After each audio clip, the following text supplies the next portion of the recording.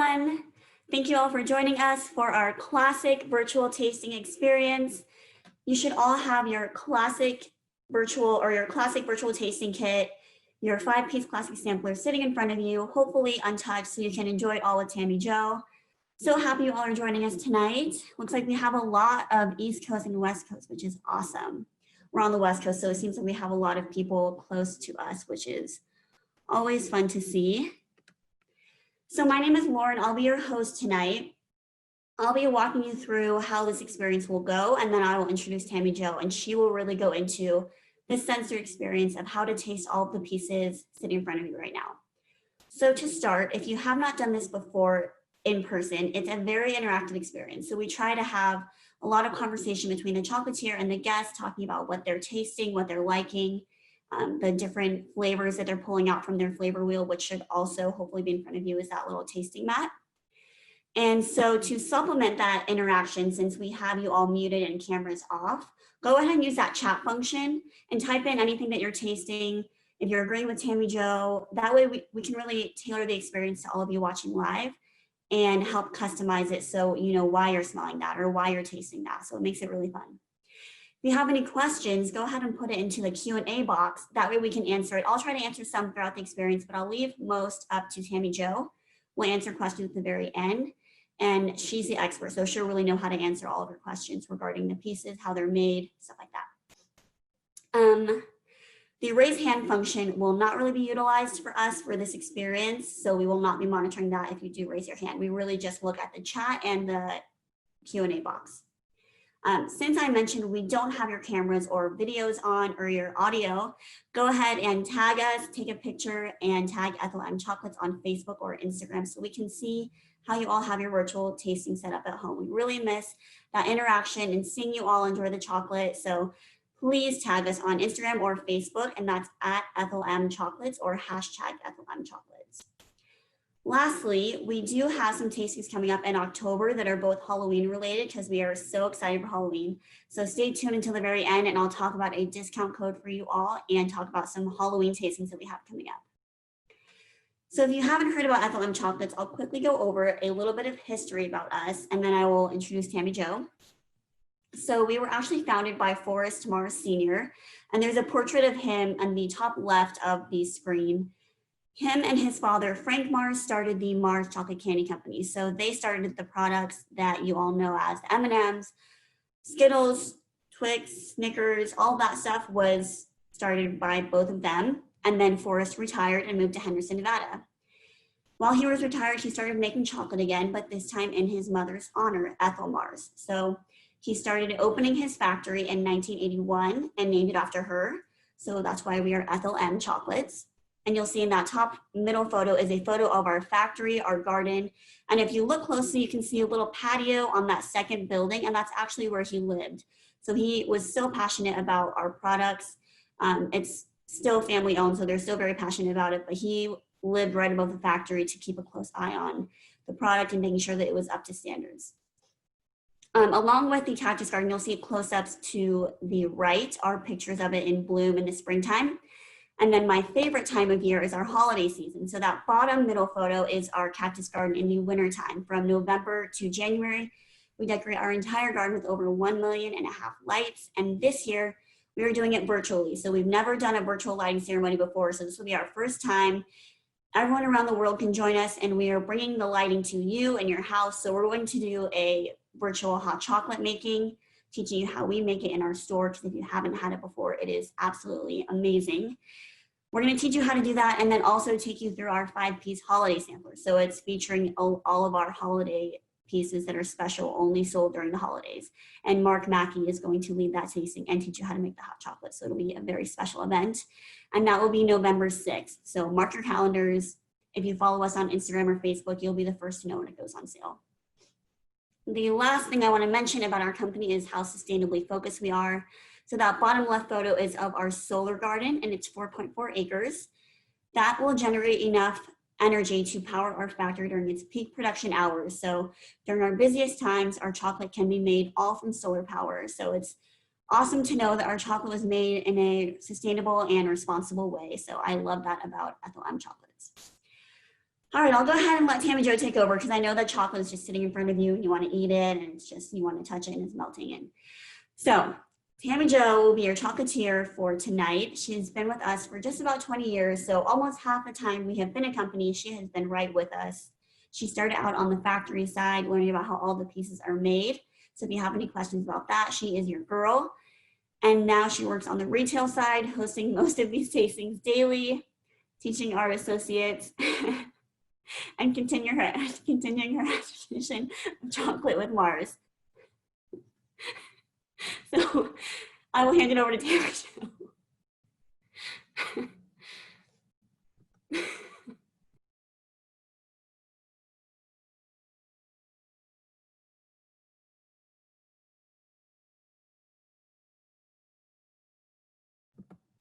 And you're on mute, Tammy Jo. I was on mute. I'm so sorry. So let me start over.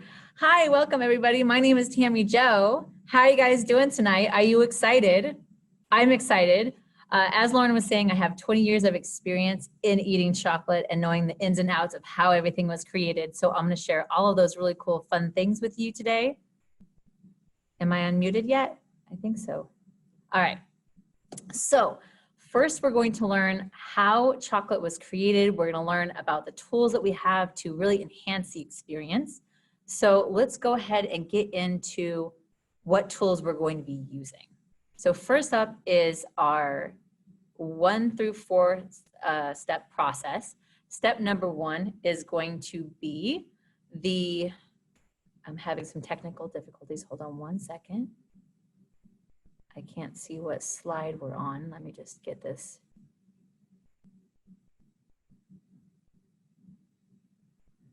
I apologize. Just give me one second. Let me just see if I can minimize this other screen.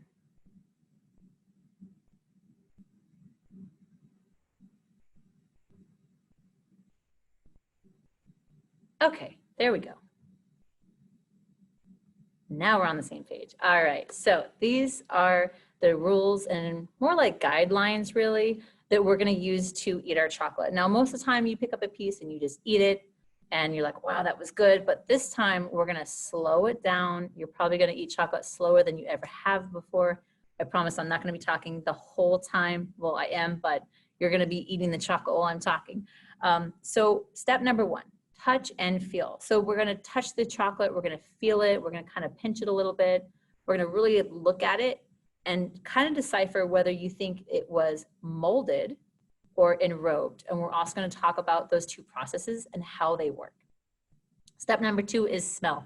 80% of your taste actually comes from your smell. So by smelling your chocolate, you're heightening your taste buds, you're getting everything ready for that flavor, and you can decipher more flavor that way. So that's really cool. We have some fun food tricks to go along with that. And then of course, we're gonna take a bite. And then we're gonna chew a couple times, we're gonna push it up to the roof of your mouths, and then you're gonna let it kind of melt and take that moment to really think about the texture and the taste and what are the flavors you're trying. And to help you with that, as you're finishing your piece, I'm gonna tell you all about the fun facts on how each piece was created. We also have a placemat for you guys. So the placemat is really going to help you identify what flavor you're noticing. So sometimes you're taking a bite, you're eating it, you're like, I taste something, but I'm not quite sure what it is. It's right on the tip of your tongue because it's literally on the tip of your tongue because you're eating it. Take a look at the flavor wheel. It's really going to help you identify the different flavors that you're noticing. And each piece is going to have more than one category. So, and there's no wrong answer because everybody tastes things differently. So definitely use that chop box and see if anyone else tastes things. The weirdest one on the wheel, of course, is that earthy tone. So people always look at that and think, for one, none of those things should be in chocolate. And 2, it would be really weird to taste that. But there are some pieces that we're trying today that are going to fall underneath that category. And it's very interesting when you find out which ones. So this is the order we're going to be eating our chocolate in. Let's go ahead and try the first piece together because I'm already hungry and ready to go for some more chocolate, right? So the first piece we're going to be trying is our sea salt caramel. Take a look at that. My favorite part about this is the saltiness. There is a lot of salt on there. There's 2 ways to eat this one. So the first bite, and a lot of people might not have ever tried this. Maybe you've already had a sea salt before, maybe you haven't, but definitely try this in 2 different ways. You're gonna do salt up, just like this. You're gonna take a bite like that. And then you're also gonna do, on your second bite, you're gonna flip it upside down. And that's kind of a test of how good it is. The salt is not coming off, so that's pretty cool. So by feeling it, it feels kind of soft, right? It feels kind of like it's gonna be a chewy caramel. So let's go ahead and smell the piece. What do you guys smell? I can't smell the caramel, I just smell chocolate. It smells kind of buttery, but not more so just because it's caramel. All right, so let's go ahead and take a bite.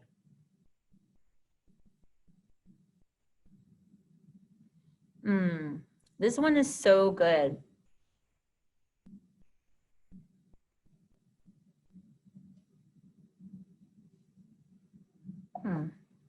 So delicious. I love the texture of it. It's very soft, it's very chewy. And I love the salt. So now that we're ready for our second bite, go ahead and cleanse your palate really quick. Again, I'm gonna do mine again. And now we're gonna flip it upside down. So just flip it upside down and let's take another bite with the salt down.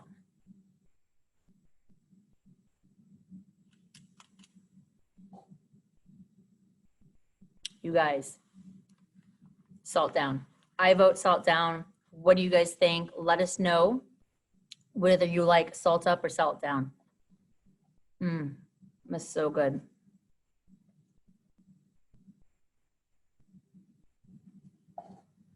Okay, so let's talk about this piece. What did you guys notice first? I noticed the chocolate, like the first bite was chocolate and then it was caramel and then it was salt. Second bite, it was salt, chocolate, and then caramel. I absolutely love this piece. It's so chewy. It has like a soft chew to it. It's not hard. And that's another thing that's really, really cool about our caramels is they're not gonna be very hard.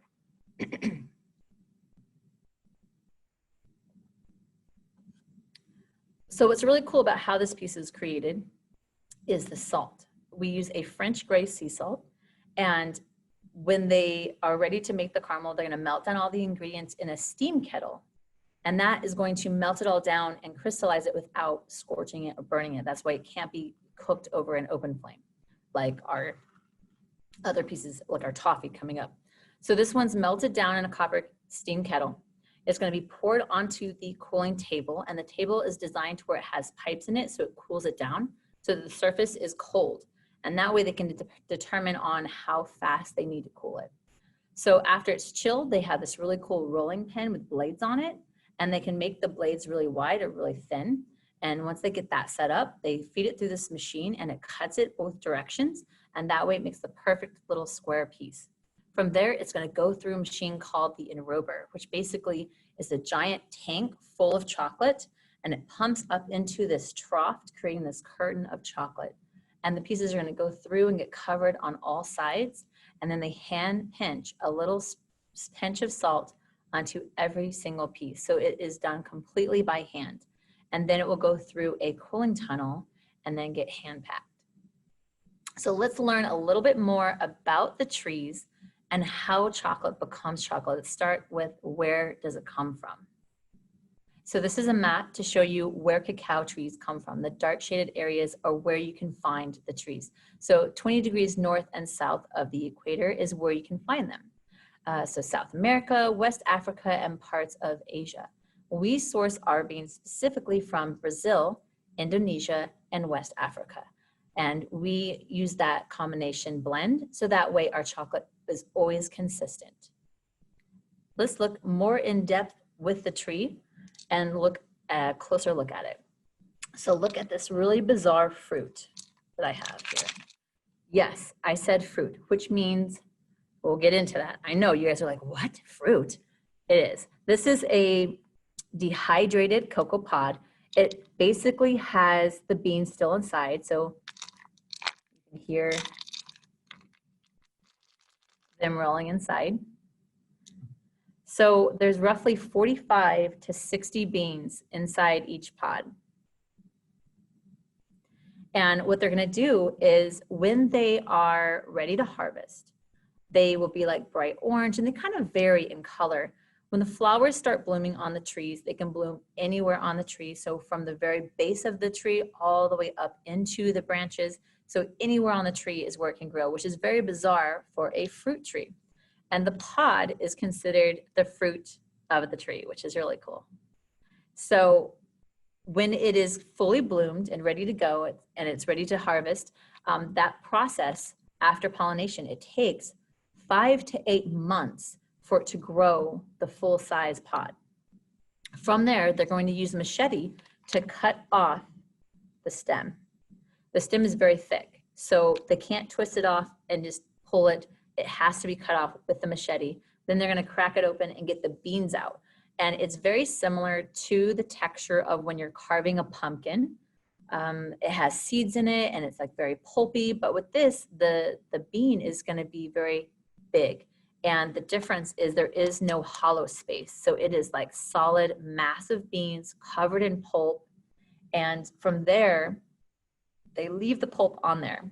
And it basically is edible at that point. If you were to try it, it kind of tastes like mango and pineapple combined with a very, very, very extremely bitter coffee bean, which is not good tasting at all. And we'll get more into detail about that later.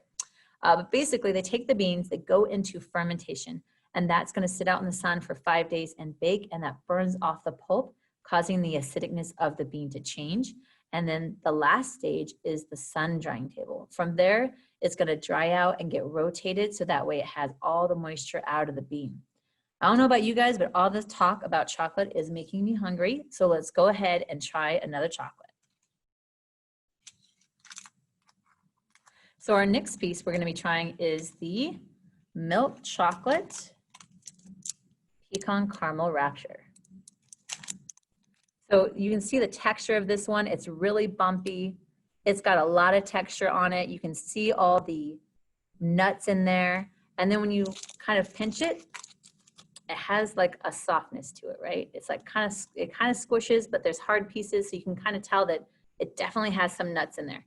So let's go ahead and smell the piece. Sometimes you might have a hard time smelling it. So what you can do is you can kind of rub it with your thumb on the bottom to warm it up and then smell it again. And sometimes you can get more of a scent from doing that.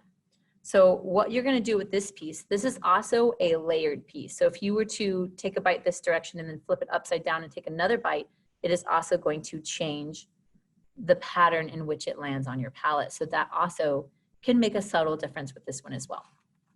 Another food trick that we could do is the nose trick, the nose plug. It sounds weird, I know, but you definitely got to try it. So if you've already taken a bite, that's okay too. You can rinse your palate and try it again. But what you're going to do is you're going to hold your nose shut, like as if you're going underwater for the first time. You're going to plug your nose, take your bite, hold your nose as long as you feel comfortable, and then let go. All right. So this is what we're going to do. You ready? Smell. I never smell the nuts in this one. I can smell the chocolate, but that's about it. All right, let's plug our nose and take a bite.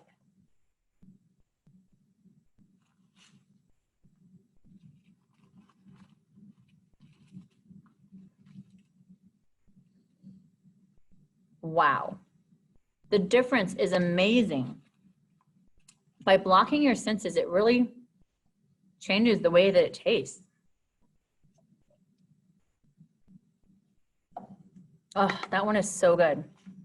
So with this piece, as you guys are enjoying it, we'll talk a little bit about how it was created. So I was mentioning that it's a layered piece. So what that means is basically they pour the caramel down through a machine called an extruder. And that makes perfect mounds of caramel. And the caramel texture is a little bit different on this one compared to the chewy caramel sea salt we had, because it's a little bit softer and it's a little bit runnier when it's still warm. So as it's warm, they pour it into the extruder. It drops these little like mounds of caramel.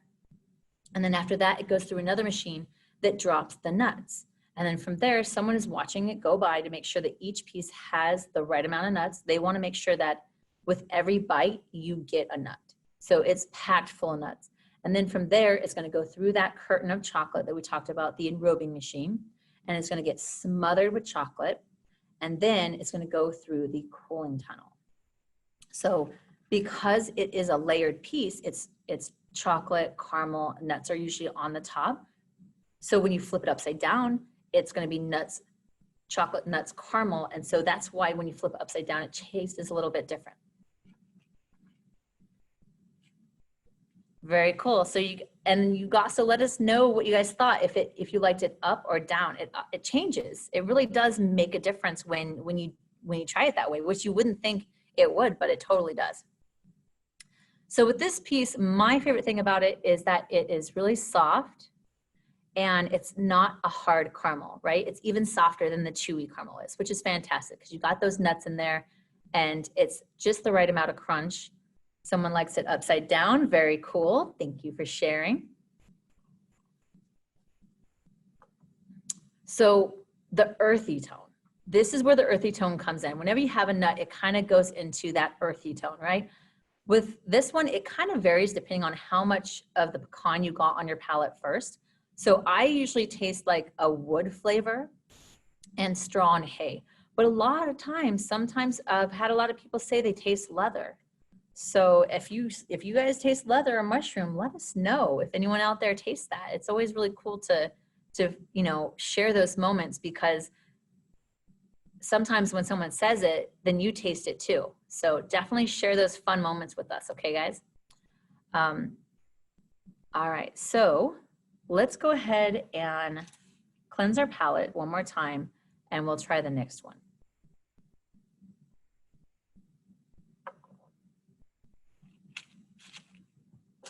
So next up is our almond butter crisp. This one is covered in a copper foil, and the reason for that is because it is covered with crushed almonds. So we really want to make sure all those crushed almonds stay on there, and it also helps to make sure there's no cross-contamination with nut allergens. So those are the two reasons why this one's foiled. So as you open it, you can kind of see that it does have a little bit of, it has a layer of chocolate, and that's what's holding on those nuts. So this is what my piece looks like unfoiled. So crushed almonds completely covering it. I love the smell of this piece. It's very earthy. Almonds tend to have kind of like a woody flavor. And you can kind of smell like hay. All right, so again, if you wanted to do that nose trick, we're going to plug our nose and take a bite.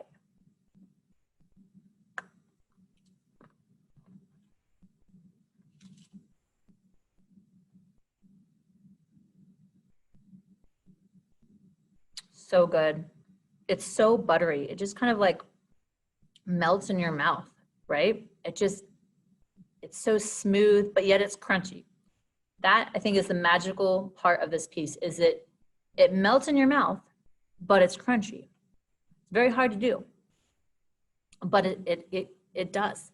It has that very thin layer of milk chocolate. So towards the end, you kind of notice the really caramelized flavor of the milk chocolate.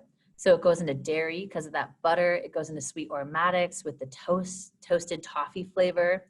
Also goes into roasted because of the roasted flavor of the almonds.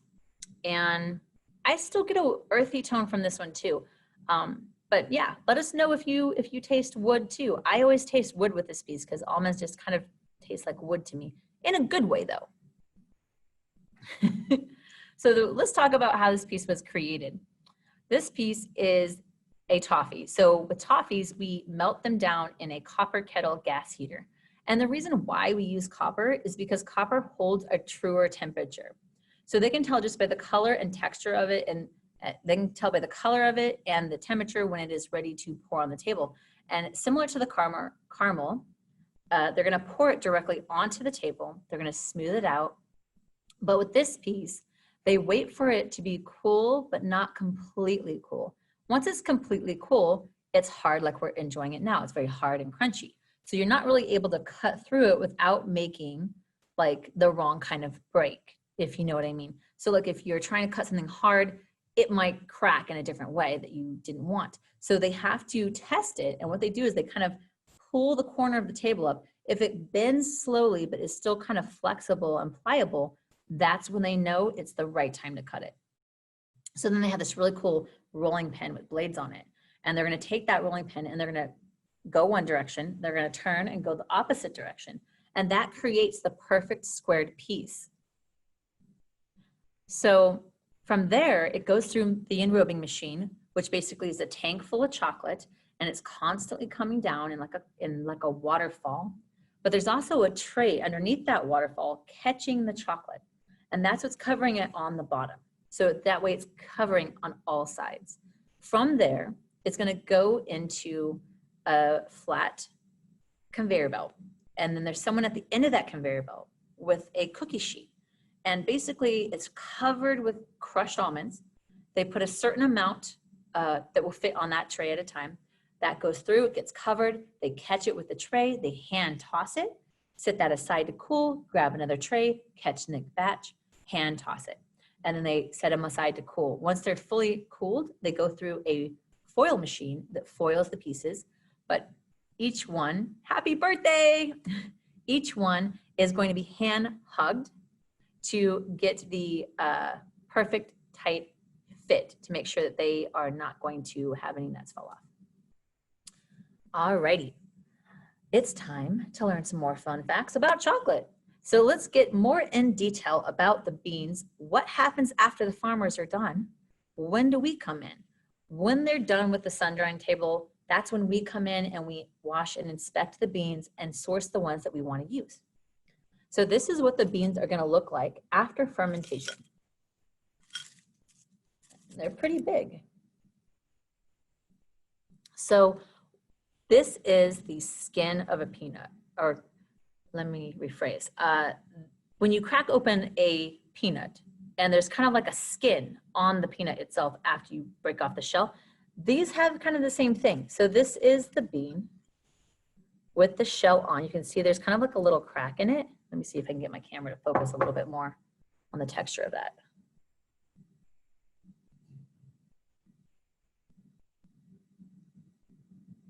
That's what it looks like. And so when you crack open the shell, let me show you. It just kind of falls right off. I hope you can hear that. It has this crackly sound. I love the sound of that. It just sounds so cool. I hope you were able to hear it. So this is what the bean actually looks like with the shell off. Sorry, my nails are really bad. So let's crack open the bean and look at the inside of what that looks like. So this is the inside. It's really dark brown. And that is what we're looking for. We only source the beans that they're gonna have that dark, rich color inside. So let's go back to the photo and we'll show you some examples. So this is our sorting kit. There's like a little board, they put the beans in, they close it shut, they slice through them, cracks them all open for us so we can take a look inside. We want the ones that are really dark inside, and that's important because that means they're completely fermented.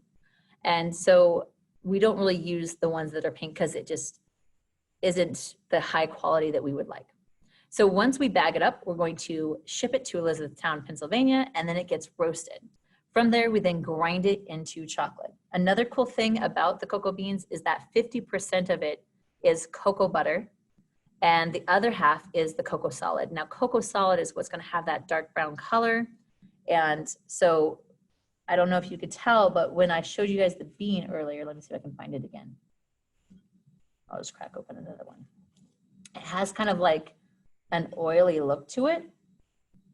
So it kind of has like this shininess, and that is because it is 50% cocoa butter and 50% cocoa solid. So once they grind it up into a liquid, they separate the cocoa butter from the cocoa solid, and then they re-blend it and a way to make the milk, the dark, and the white. So there is such a thing as white chocolate. White chocolate is basically cocoa butter, cream, sugar, and milk, and that's like the base of white chocolate. Milk chocolate goes through a crumb oven process using pressure and powdered milk and the cocoa butter, and it blends in to give it that rich milk chocolate. Dark chocolate, higher percentage, the more bitter, the more darker the color is going to be, and usually the less sugar. So that's the differences between the milk, dark and white. Once that's finished, they send it to us, and then we immediately start tempering the chocolate so it's ready to go, and then it goes through the enrober. So the photo here is an up-close picture of that enrobing process I was telling you guys about earlier. But don't worry, I know it kind of makes you think, well, where's the chocolate going? It is on a wire conveyor belt that's like this. So the chocolate falls right through and goes back down into the tank where it came from, so nothing is being wasted. All right, guess what time it is? It's time to go to the dark side. Dark chocolate, let's do it.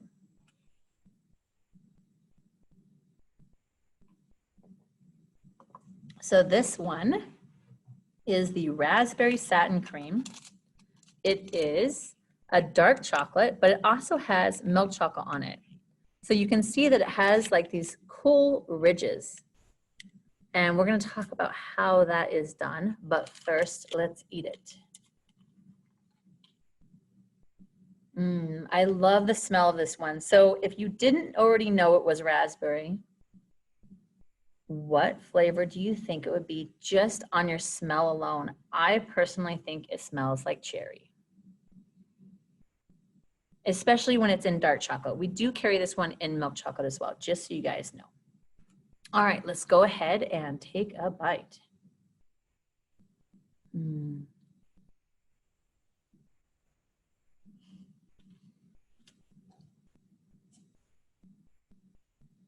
This one's really kind of tart, but also very sweet, very strong, fruity. Very good. That one is so delicious. It's so like bright and refreshing in a way. It's very, very fruity too.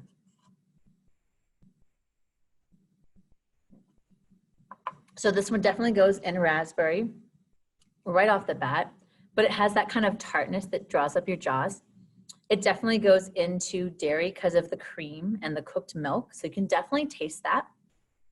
And it definitely goes into roasted. I definitely noticed kind of the coffee flavor from the chocolate. It has that kind of like balance where it's sweet, but not too sweet because of the dark chocolate. I absolutely love this piece. Floral notes.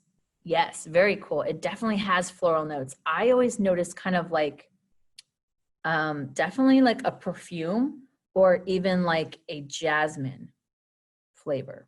Not that it tastes like jasmine, but it's like, it reminds me of the smell of jasmine, if that makes sense. But yeah, this one's pretty cool. This one's the funnest one, I think, to watch being made because it's so different at the beginning, what it looks like compared to the finished product. It's a very interesting journey. So when they create this piece, all buttercreams are kind of created at the beginning the same. So they melt down the butters and everything and all the ingredients in the steam kettle to melt it all down. From there, they're then going to put it in our cream beater. So that's the photo that you see there. The cream beater is specially designed to mix the filling the way that Ethel did.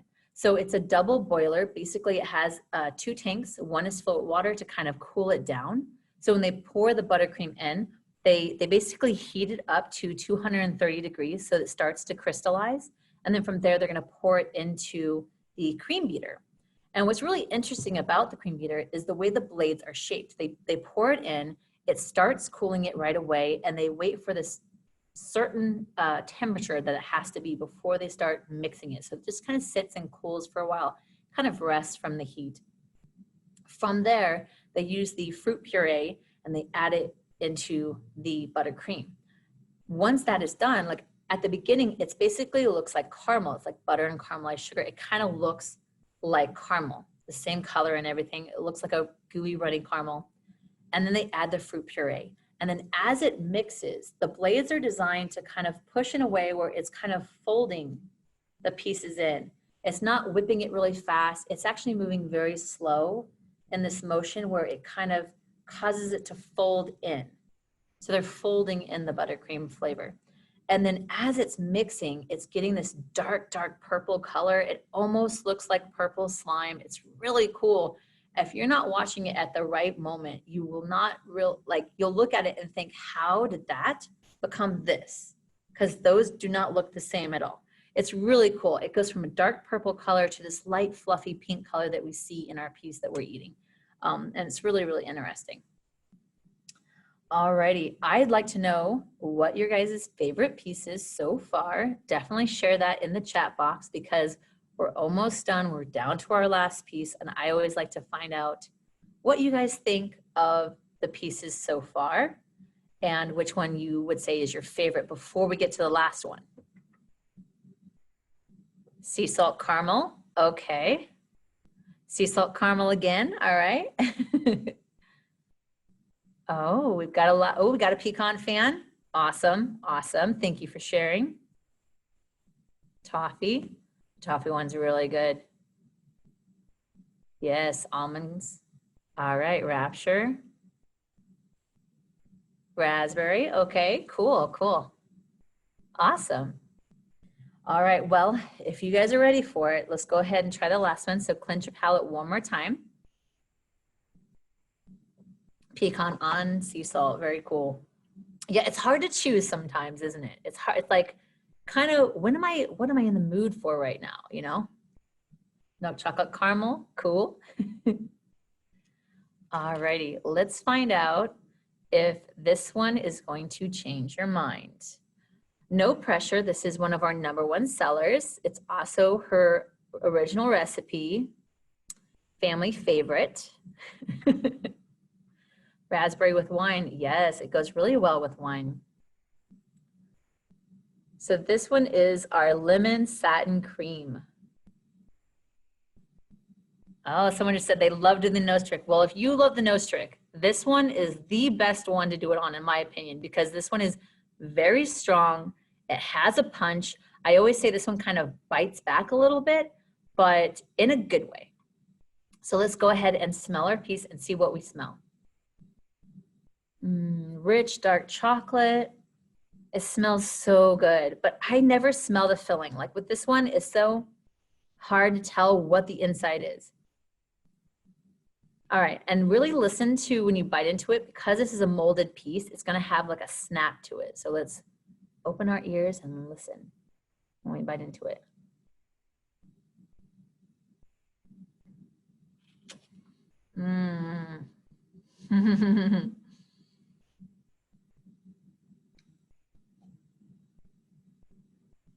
This one is so good.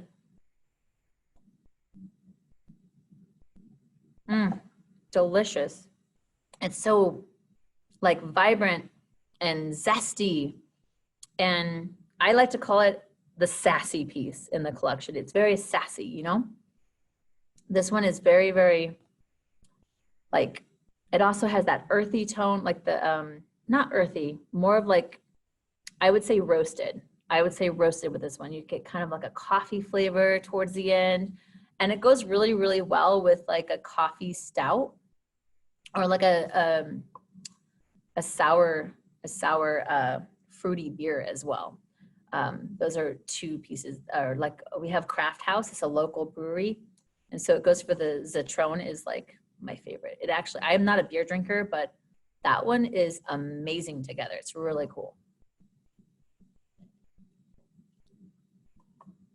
All right, so let's talk about how this piece was created. I believe this is the, yep, this was the only piece we tried today that was a molded piece.